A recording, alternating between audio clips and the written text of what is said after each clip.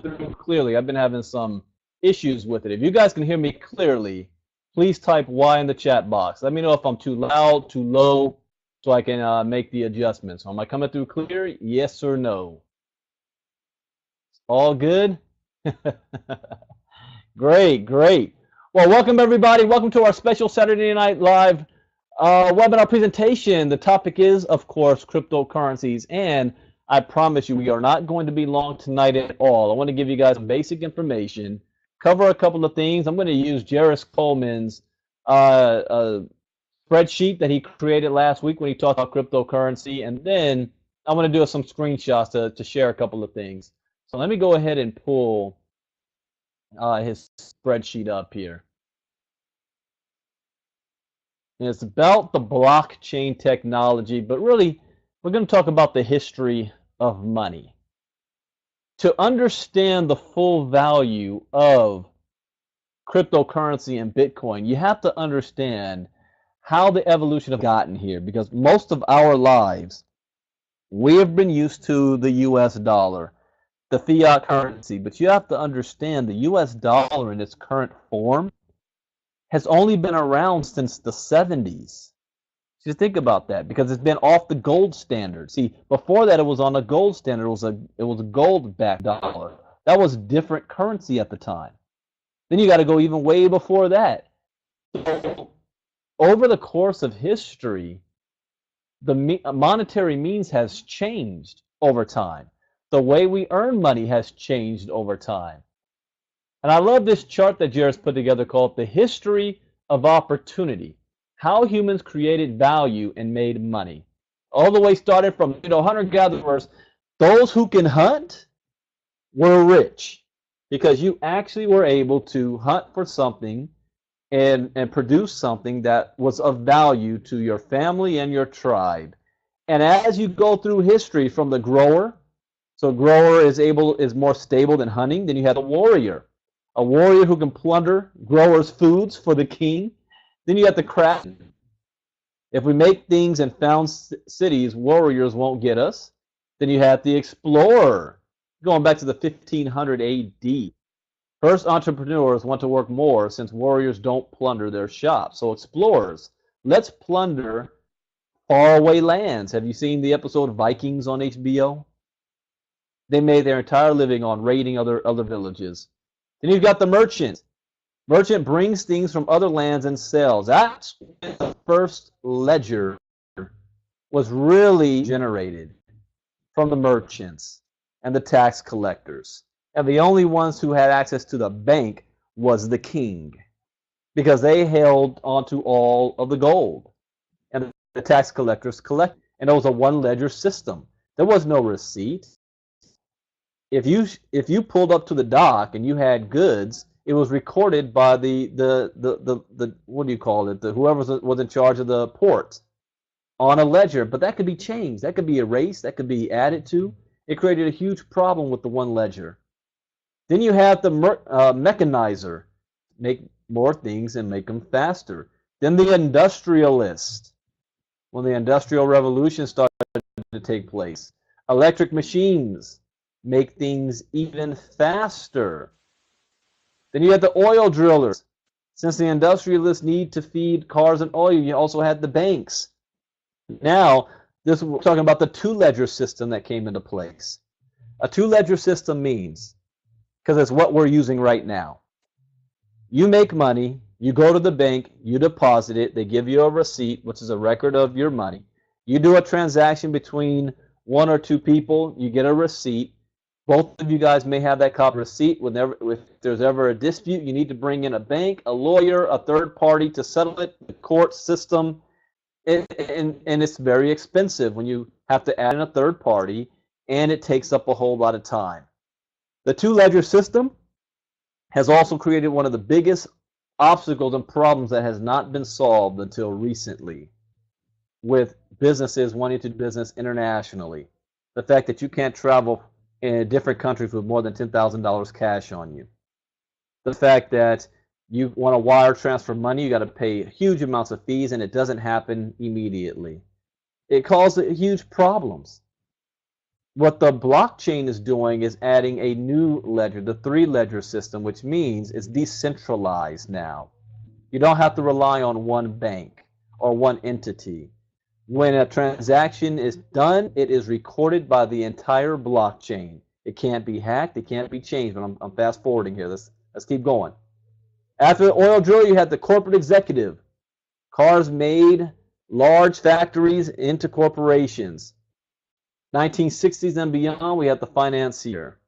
Now let's buy and sell corporations. 2000 and beyond was the year of the startup founders. Now you've got from the entrepreneurs, these guys have become back from the old, before the 1900s, where everybody was self-employed. It was around 1900 and beyond where people moved to the factories. But now, if you want financial freedom, it's not leaving the farm and going to work in the cities.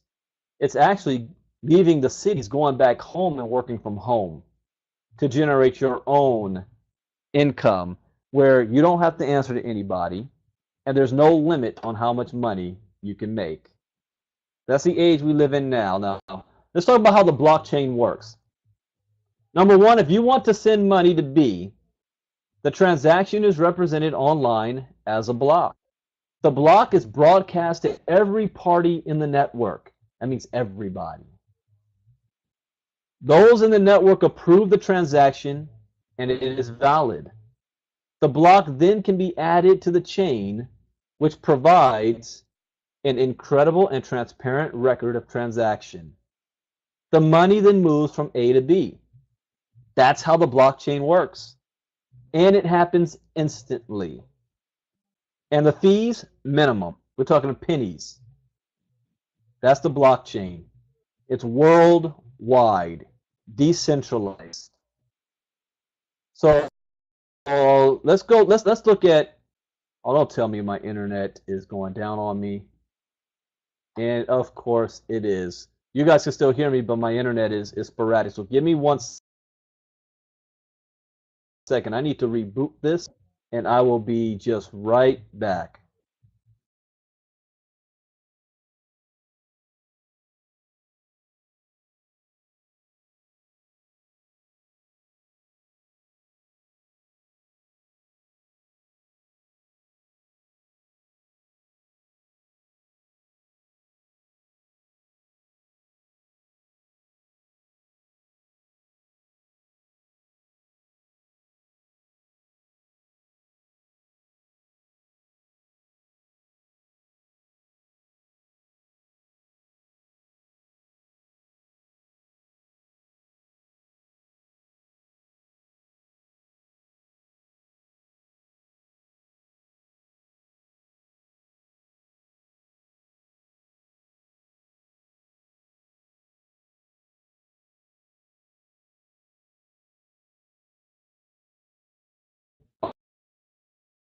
Testing. If you guys can hear me, type Y in the chat box.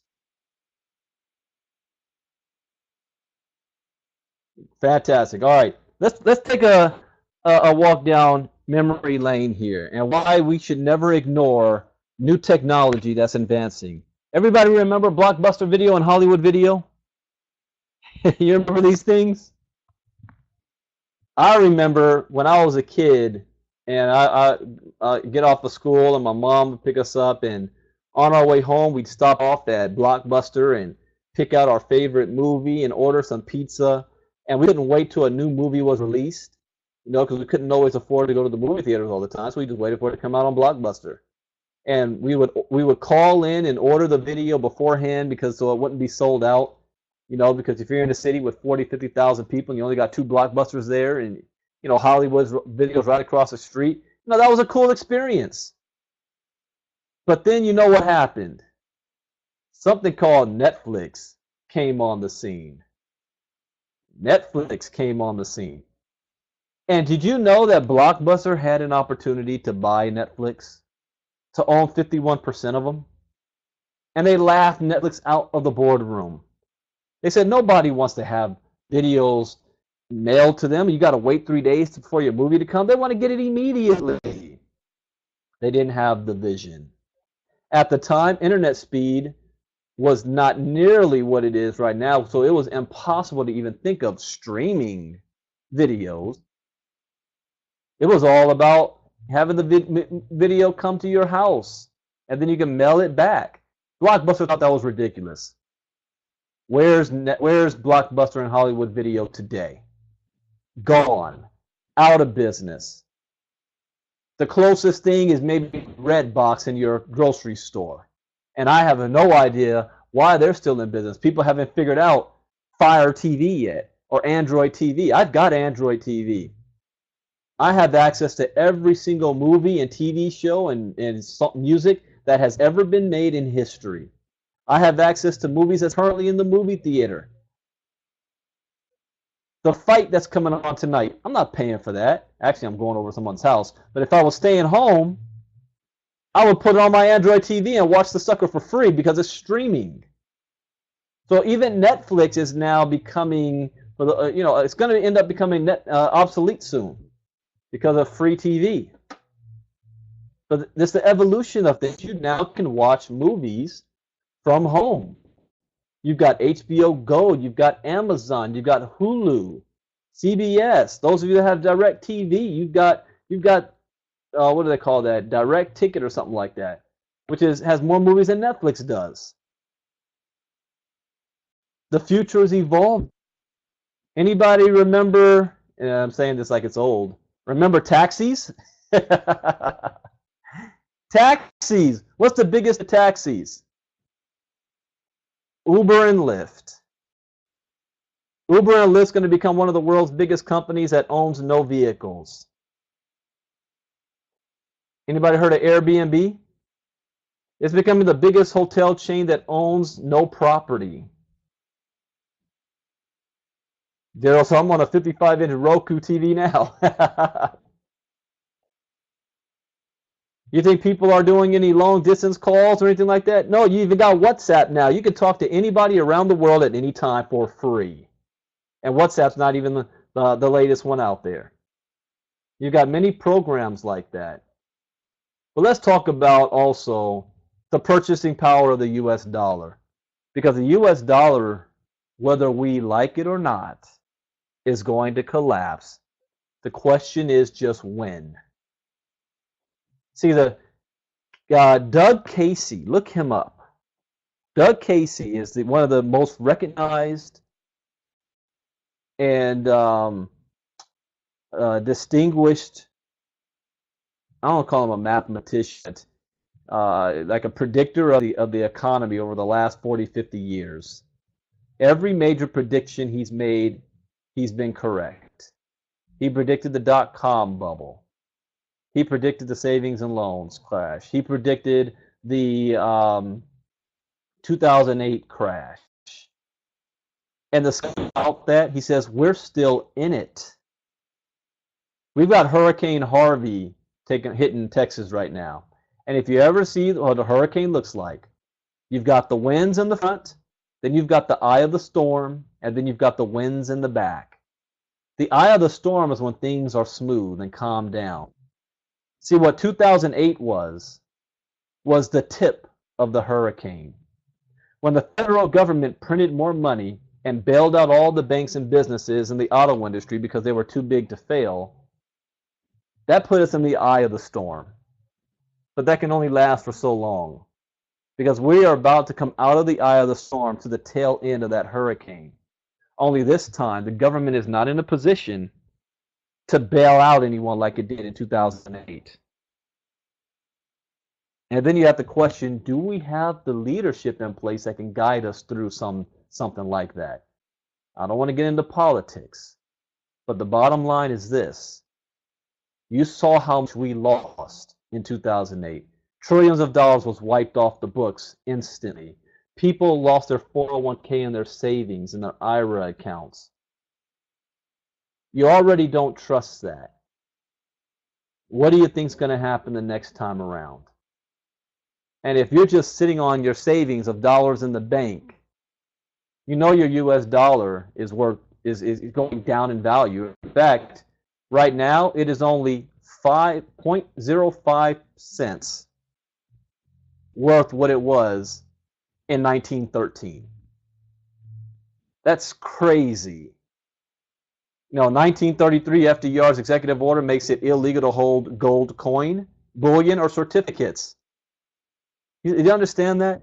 They removed, the dollar's not old. It's a new thing. They made it illegal to hold gold coins, bullion, and certificates.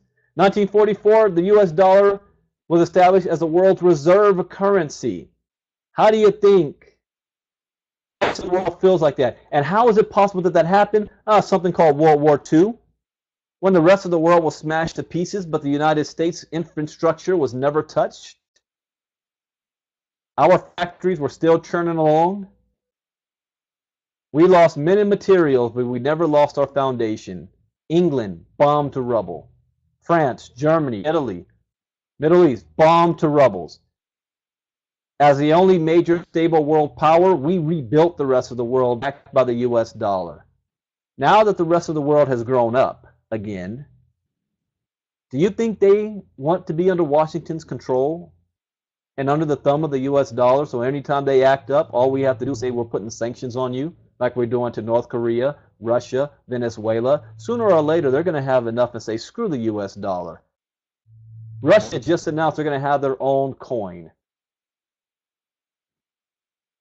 Japan's going to do the same thing. Vietnam's going to do the same thing. China's next. India's next. Oh, the US is getting on it too. They're going to create something called the Fed coin.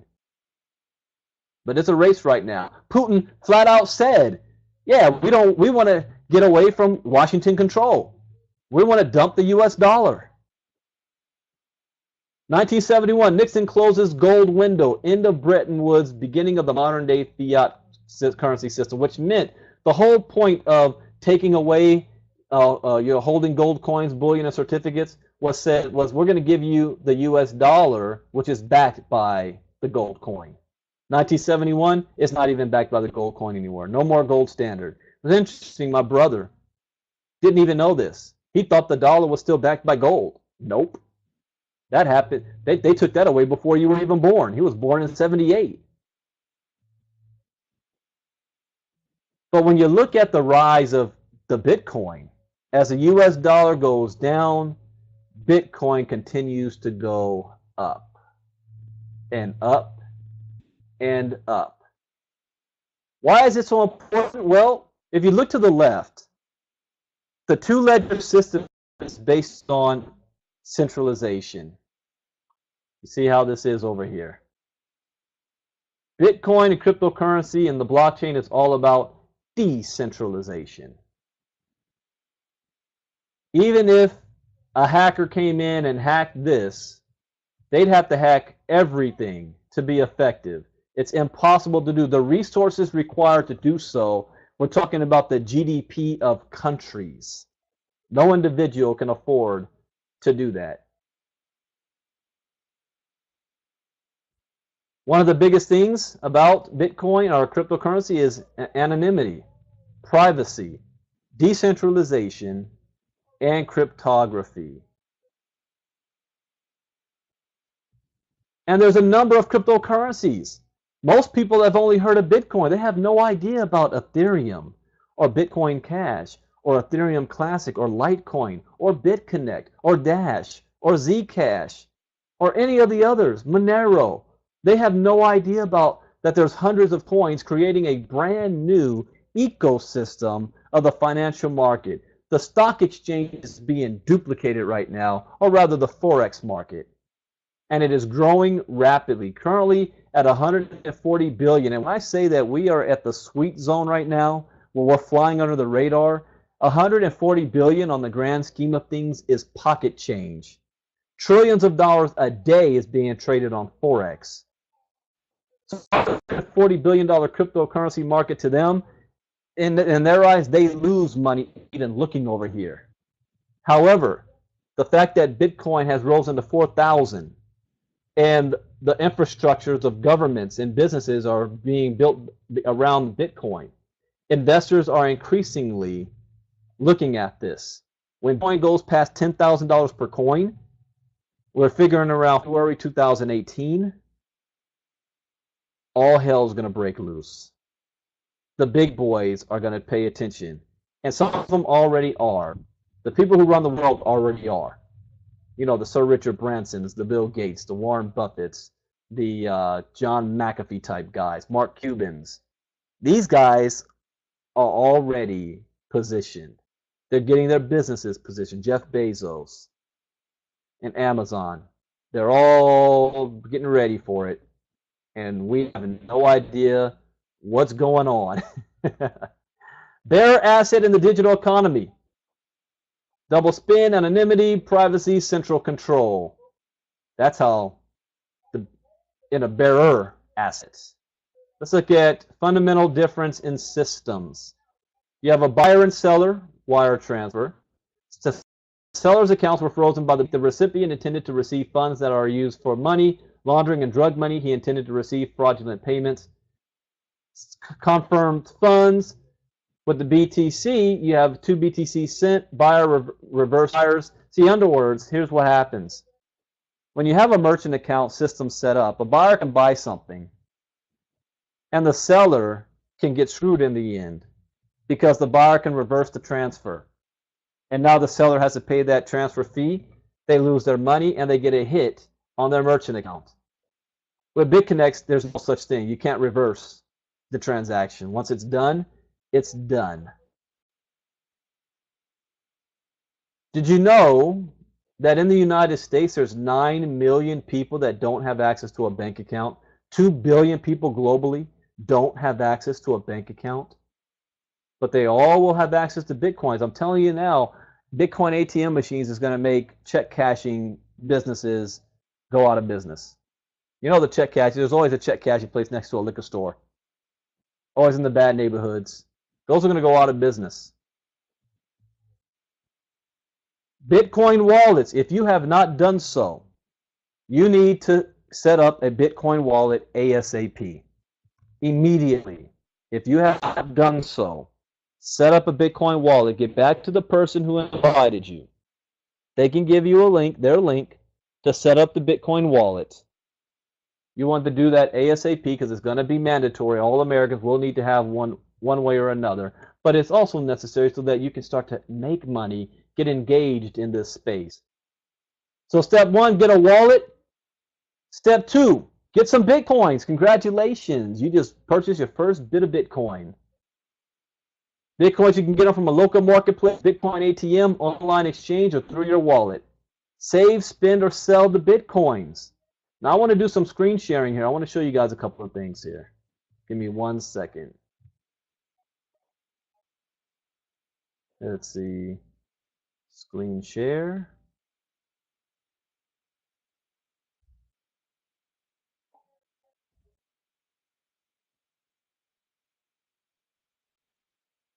All right. If you can see my screen, please type Y in the chat. If you can see my screen, type Y in the chat box. All right.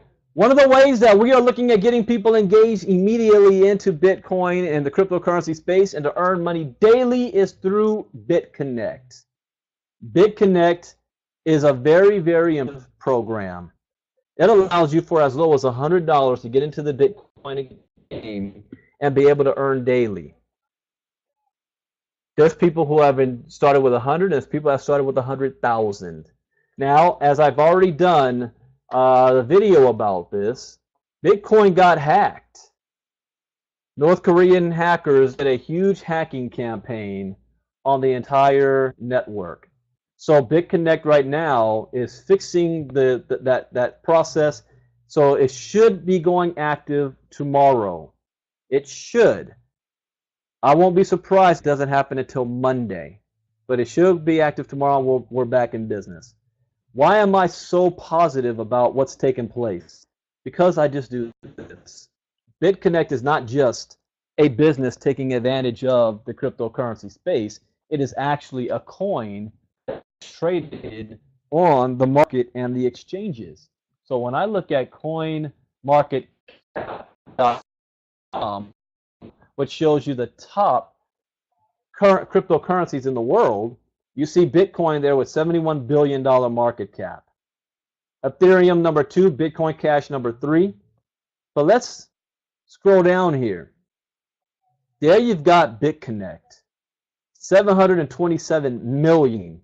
When the crash happened, and we call that a flash crash, you see this mark because of the hack, they dropped to like 27 and all the way down to 300 million in a matter of an hour. Within 24 hours, it jumped all the way back up to over $800 million market cap, up to 12. So it's fluctuating between 12 and 14 right now. It keeps switching places in Qtum, Almis Go, and Lisk. They're all rotating with each other. So with this as high as it is, the market is still being traded. They've got a cash cow going on here. They've got a great product. I have no doubt in my mind that this is going to be a profitable program for us, and I can't wait for the doors open for the lending side so we can go back to work, because I'm going to go crazy this week. As soon as the doors open, I want to get another $10,000-$20,000 in volume done just this last week of August to end the summer off strong. So I'm very excited about the future for BitConnect. Also, we talked about, seen us do some webinars or Facebook Lives about an ICO, a crowdfunding that's launching, what's called Paragon. That is in the cannabis space. You know what cannabis is. So this is something that's launching in 19 days. It's a crowd sale. You can start as low as, I don't know, $10 just to get in on it. I look at, number one, the demand. And I see the trends as far as legalization of marijuana and cannabis, not just in my state of California, but all the other states, and the future with the world. This is a huge, huge industry that isn't going anywhere, legally or illegally. So if you've got a company that's going to do a blockchain with this technology, in fact, let me just read you the first paragraph of the white paper here.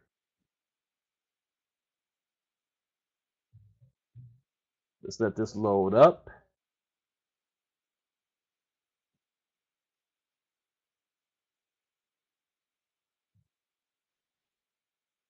Sorry, my internet went down on me again. Thinking. And also, I want to, because I'm already in on this pre-sale right now. Now, don't tell me the internet went down. Let me see if you guys can still hear me. If you guys can still hear me, type Y in the box. Want to make sure. All right, that part is up.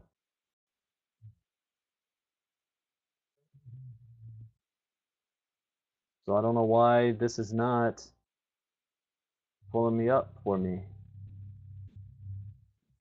It might have partial. Well, anyways, get back with the person that has shown that tell you about this, and they'll give you a link that you can go ahead and use if you want to get in. Oh, here we go. All right, yeah, I'm signed in, so that you can purchase some tokens. Really, it's $25,000 basic and minimum, but I want the white paper.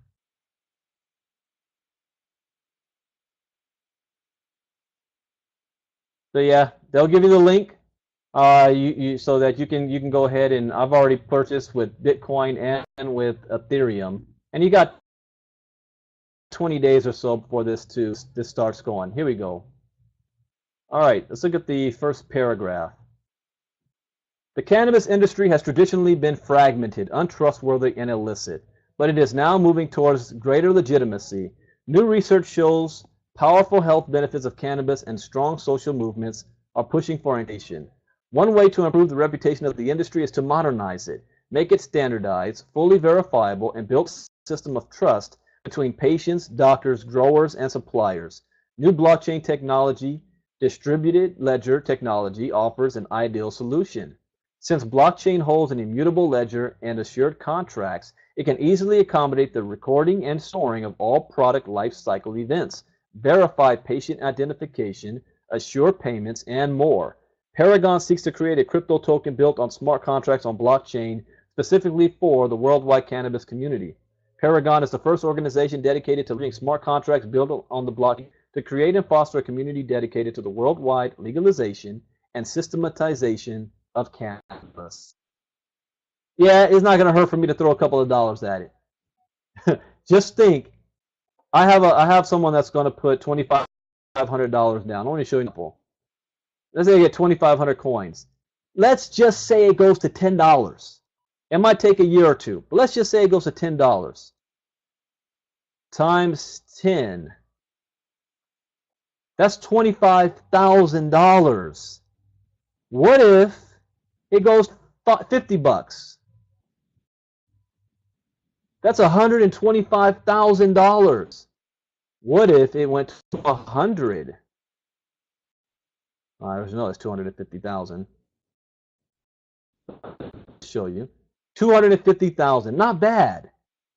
So yeah, I'm throwing a couple of change at it. I am not joining every single ICO because every time I say something, everyone wants to throw ICOs at me.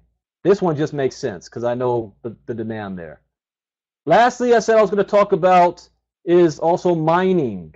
Those of you who want to mining max, but the machines cost $3,980 per machine. Most people cannot afford that. There is another program where you can start mining for as low as $120. It's called Crypt Gold. Right now I'm mining Lite, and I only did at the $500 level. I'm mining Litecoin. So I have every day this goes up a percentage, and I'll scale it up later on. But just to show you some of the things that you can purchase with this. You've got those in my pack, the buy pool. You can do, let's see here, Bitcoins, anywhere from $1,000. You've got next, you've got BTC, Ethereum, anywhere between 50 to 1,000. Also, Zcash, Dash, Litecoin, anywhere between 50 to 5,000. And you're depending on which one you come in at, you have a different return on it. Of course, if you do the higher amount, you're going to get higher return daily.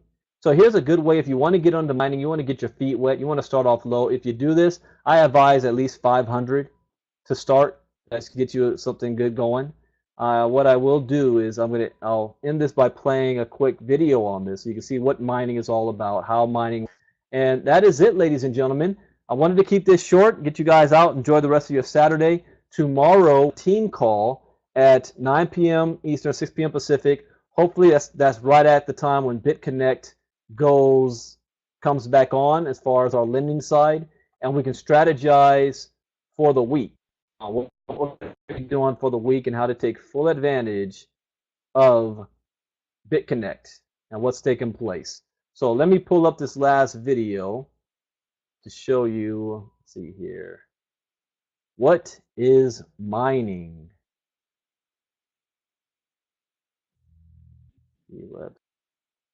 Here we go. How Bitcoin mining works. And I hope you guys got some good information on this. Normally, to do it the way I wanted to, it was taking us an hour. I didn't want to keep you guys an hour tonight. I wanted to give you some basic information, give you some updates, and let's roll. I fully believe in diversification. This is not network marketing or MLM where they say you can't ride two horses with one ass. This is investment. It's wise to have multiple things that you are putting your money into to work for you. Because as I always say, I guarantee somewhere along the line, you're going to lose somewhere. I don't know where, I don't know with who, I don't know how. All I know is that it is going to happen. You don't win all the time. So you got to be prepared for it. You got to be able to know I took a risk, this one panned out, this one didn't, and I'm moving forward. If you're easily spooked, if you're always, every time you see somebody do a YouTube video that's saying something negative or says something that you don't like, you get spooked, this is not for you. That's why they say the stock market. In fact, you know how they qualify you for the stock market? You got to have at least $250,000 to play the game, right? At least $250,000. You need at least $1 million to get into a certain club of stocks before anybody else. The one thing I always say I have a beef with as far as BitConnect is concerned, that it's allowing people to get started with just $100, people who have no business being in this type of an industry. but it's giving you a shot. So here's this last video. Thank you guys for joining us tonight. We'll see you all tomorrow night on the team call. God bless. Good night. Bye-bye. In the past, the value of money was determined by gold. This was stable, since the gold reserve on the planet is limited. But then a clever soul invented paper money that was practical and affordable. When a country's money had been spent, the government could simply print new bills. That's how inflation was created. Despite a huge amount of banknotes, people were suddenly poor again. About 10 years ago, a clever inventor came along by the name of Satoshi Nakamoto. He had a genius idea, the virtual currency Bitcoin. And he developed a method so that the currency wouldn't lose value, but would instead gain value. The initial hype surrounding Bitcoins was followed by consolidation, the currency having grown continually. Just like gold or coal, Bitcoins are mined, albeit virtually. That's why people refer to mining. Satoshi Nakamoto developed an ingenious mechanism. The amount of Bitcoins is mathematically limited and thus remains constantly stable in value. A maximum of 21 million are allowed. The biggest part of the processing power of the Bitcoin network goes towards solving a cryptographical formula, the proof of work. This guarantees the value and prevents theft. Only by creating additional blocks in the blockchain are new Bitcoins able to be generated. Theoretically, each individual user could take part in mining with the right software and hardware. But it requires a lot of time and money. Therefore, it takes a long time before success is evident. It's more practical to invest in an existing virtual mine. This is where professionals are working with cutting-edge technology. Bitcoins are quickly generated with this mining. Whoever enters the Bitcoin mining market in good time profits from the power of a professional prospector and creates a crisis-proof store of value with a high return.